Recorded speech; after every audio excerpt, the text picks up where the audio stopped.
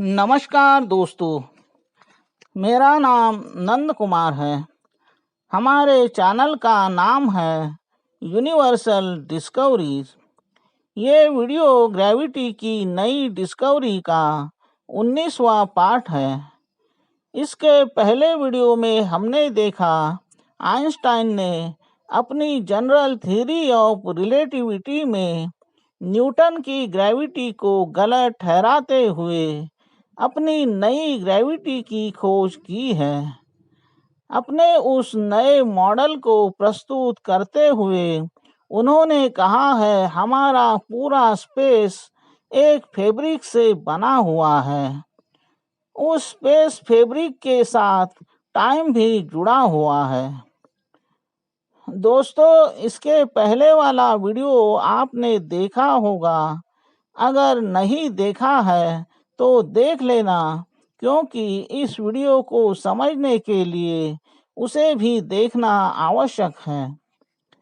आइए अब हम आइंस्टाइन के स्पेस टाइम फैब्रिक्स की कल्पना को समझने की कोशिश करते हैं।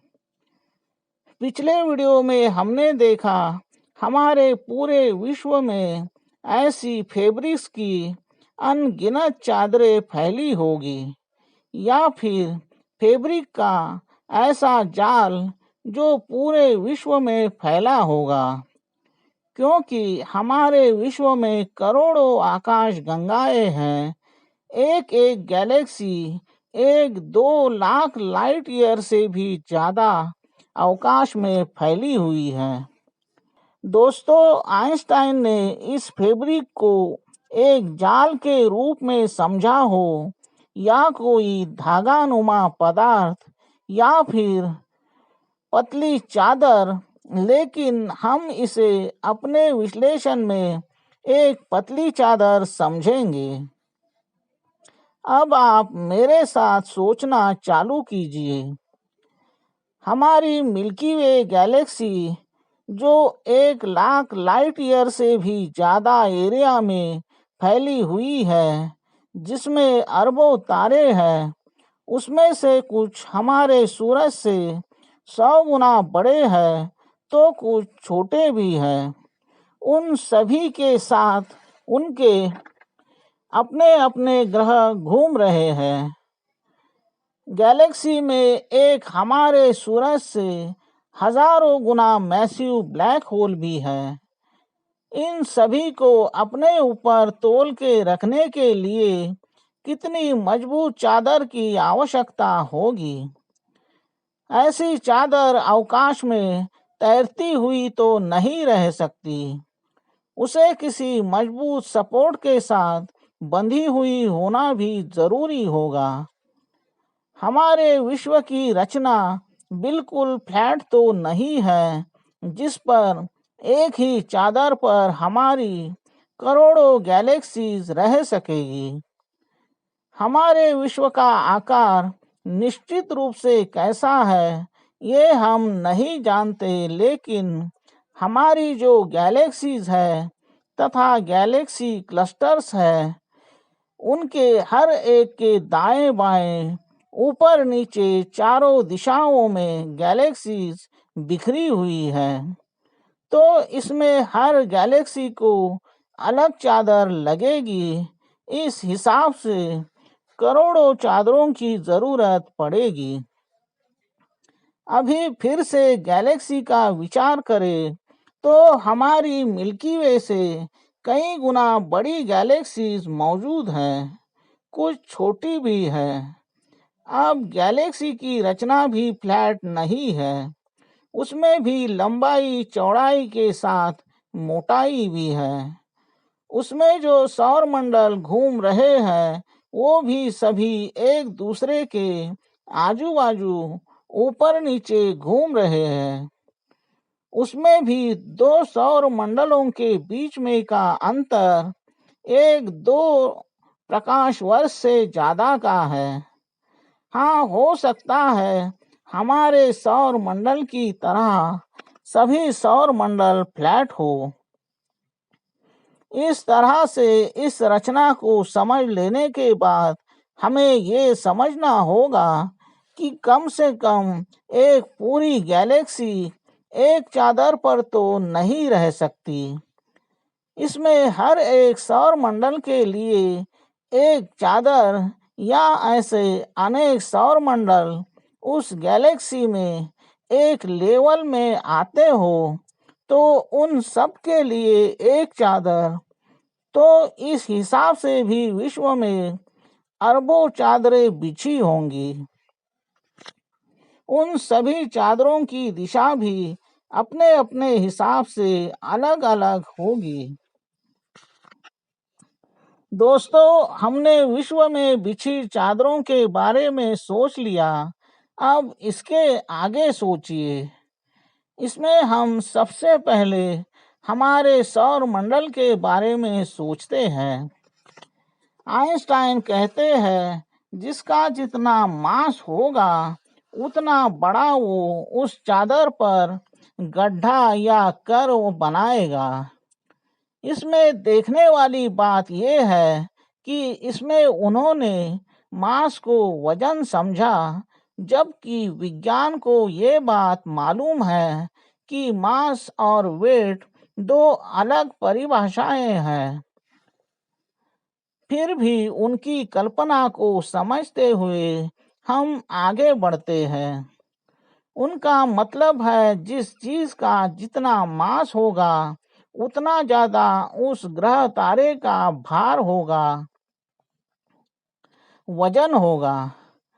अब हमारे पृथ्वी के वजन की बात करें तो उसी वजन को हम जानते हैं, यानी कि हमारे पृथ्वी पर के वजन के अनुपात में हम पूरे विश्व भर रहने वाले वजन की कल्पना कर सकते हैं।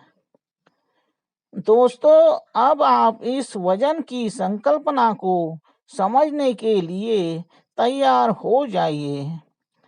हमारे अपनी पृथ्वी पर हर एक चीज को जो वजन प्राप्त होता है वो हमारे पृथ्वी का टोटल जितना भी मास है उस मास से जो ग्रेविटी बनती है उतनी ग्रेविटी के परिमाण में प्राप्त होता है। इसके पहले भी हमने कहा है पूरे विश्व में मास सेम होता है, अगर बदल सकता है तो उसका वजन बदल सकता है। हमारे पृथ्वी पर जिस मास का यानी कि वस्तुमान का द्रव्यमान का वजन 1 किलो होता है उसका वजन हमारे चांद पर 6 गुना कम होता है और जुपिटर पर 12 गुना ज्यादा होता है। उसी तरह मान लो हमारे सूरज का द्रव्यमान या मास हमारी पृथ्वी से 100 गुना ज्यादा है तो उस 1 किलो मास का वजन सूरज पर 100 किलो होगा। अब आप इस पर भी ध्यान दीजिए कि खुद आइंस्टाइन कहते हैं कि किसी भी वस्तु का यानी कि मैटर का रेस्ट मास फिक्स होता है, लेकिन वही मास अगर गति में होता है तो उसका रिलेटिविस्टिक मास बढ़ते जाता है। इस केस में उनका मतलब है मास तो वही रहता है पर उसका वजन बढ़ते जाता है। वो वजन जो बढ़ता है वह गतिज ऊर्जा के यानी कि काइनेटिक एनर्जी के इक्वेशन के हिसाब से बढ़ता है। तो काइनेटिक एनर्जी का फार्मूला है 1/2 mv²। हमारी पृथ्वी अपने अक्ष पर जो घूम रही है वो करीब 16,000 किलोमीटर पर आवर की स्पीड से। उसका हिसाब हम नहीं लगाएंगे, लेकिन अपनी पृथ्वी हमारे सूरज की जो परिक्रमा कर रही है उसकी स्पीड है करीब 1 लाख किलोमीटर प्रति घंटा से भी ज्यादा। अब हम हमारे पृथ्वी पर के 1 किलो मास का रिलेटिविस्टिक मास निकालेंगे। वो काइनेटिक एनर्जी के फॉर्मूले के हिसाब से निकालते हैं।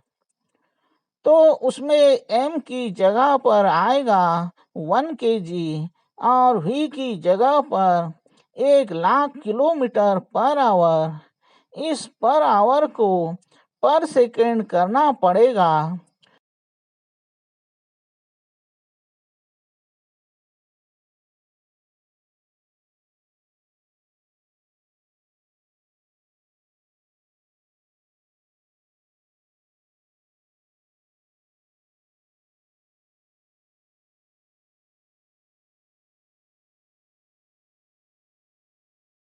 तो इसमें 100 किलोमीटर के स्पीड के आते हैं 30 मीटर पर सेकंड, 1000 की स्पीड के 300 मीटर पर सेकंड, 100,000 किलोमीटर यानी 1,00,000 के 30 किलोमीटर पर सेकंड। अभी 30 किलोमीटर को मीटर में बदलना पड़ेगा, तो 30 पर 3 जीरो आएंगे। इसका स्क्वायर होता है 3 का 9 और ऊपर के 4 जीरो के 8 जीरो। तो इसमें 9 पर 8 जीरो आते हैं, उसका 1/2 होता है 45 पर 7 जीरो। इसमें हमारा मास है 1 kg, तो इस 1 से मल्टीपल करे तो वही संख्या रह जाएगी। यानी कि हमारे पृथ्वी पर के 1 किलो रेस्ट मास का रिलेटिविस्टिक मास आता है 45 पर 7 जीरो, यानी कि 45 करोड़ किलो। अभी आप समझिए कि विज्ञान के हिसाब से, आइंस्टाइन के ही नज़रिए से, हमारी पृथ्वी का वजन, जिसे वो मास कहते हैं, वो इस 1,00,000 किलोमीटर प्रति घंटे की स्पीड की वजह से 45 करोड़ गुना ज़्यादा बढ़ेगा। और इतना सारा वजन आइंस्टाइन के स्पेस टाइम फैब्रिक्स पर गिरेगा। पृथ्वी का ये वजन हमने सूरज के वजन को आपको समझाने के लिए 100 गुना ज्यादा वजन का मान लिया है। उस सूरज के वजन से भी 5 लाख गुना भारी होगा। दोस्तों, अब हम हमारे सूरज के मास का कैलकुलेशन करते हैं। हमने मान लिया है हमारे सूरज का मास पृथ्वी से 100 गुना ज़्यादा है। उससे जो सूरज की ग्रेविटी बनती है, उस हिसाब से हमारे 1 किलो वजन के मास का वजन सूरज पर 100 kg होगा। यानी कि सूरज के 1 kg मास का वजन 100 kg होगा। हमारा सूरज भी हमारी मिल्की वे गैलेक्सी की परिक्रमा करता है। उसकी स्पीड है 7 लाख किलोमीटर पर आवर। तो अब हम इस 7 लाख किलोमीटर की स्पीड से सूरज के 1 kg मास का, जिसका वजन सूरज पर 100 kg है, उसका मास निकालते हैं। तो सूरज की स्पीड पृथ्वी के 1,00,000 किलोमीटर की स्पीड से 7 गुना ज़्यादा है। तो अगर 1,00,000 किलोमीटर की प्रति सेकंड स्पीड 30 किलोमीटर है, तो उसका 7 गुना 210 किलोमीटर पर सेकंड होता है। तो इस 210 किलोमीटर के मीटर करे तो 210 पर 3 जीरो आएंगे, यानी कि 21 पर 4 जीरो। अब इसका स्क्वायर करे तो वो आता है 441। उसे हम 440 ही पकड़ते हैं। तो 440 का 1/2 होता है 220। तो 220 पर 4 जीरो का स्क्वायर 8 जीरो। तो 220 पर 8 जीरो यानी कि 22 पर 9 जीरो। लेकिन इस सूरज के केस में सूरज की ग्रेविटी की वजह से 1 किलो मास का वजन 100 किलो होने के कारण 22 पर और 2 जीरो बढ़ जाएंगे, यानी कि वेलोसिटी की वजह से जो मास बढ़ा है वो सूरज की ग्रेविटी की वजह से और 100 गुना बढ़ जाएगा। तो 22 पर टोटल 11 जीरो यानी कि सूरज का 1 किलो मास बढ़कर 22 खरब गुना ज्यादा हो जाएगा। तो दोस्तों, आइंस्टाइन के ही नजरिए से सोचकर हम आपको ये बता रहे हैं, यानी कि पहले से इतने भारी सूरज का वजन अपनी 7 लाख किलोमीटर पर आवर की वेलोसिटी के कारण 22 खरब गुना ज्यादा बढ़ेगा। इसे वजन कहना ही बेहतर होगा, क्योंकि किसी ऑब्जेक्ट के मास का वजन स्पेस टाइम फैब्रिक के ऊपर पड़ेगा तभी तो उसमें गड्ढा बनेगा, कर्वेचर बनेगा। दोस्तों, इस वीडियो में बस इतना ही। हमें इस स्पेस टाइम फैब्रिक तथा कर्वेचर वाली आइंस्टाइन की ग्रेविटी को समझने के लिए और भी वीडियो बनाने पड़ेंगे। तो फिर मिलते हैं अगले वीडियो में।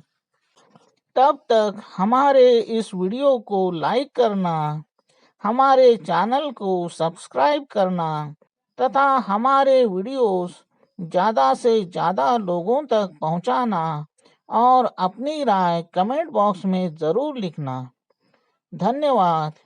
ओम नमः शिवाय। जय विज्ञान।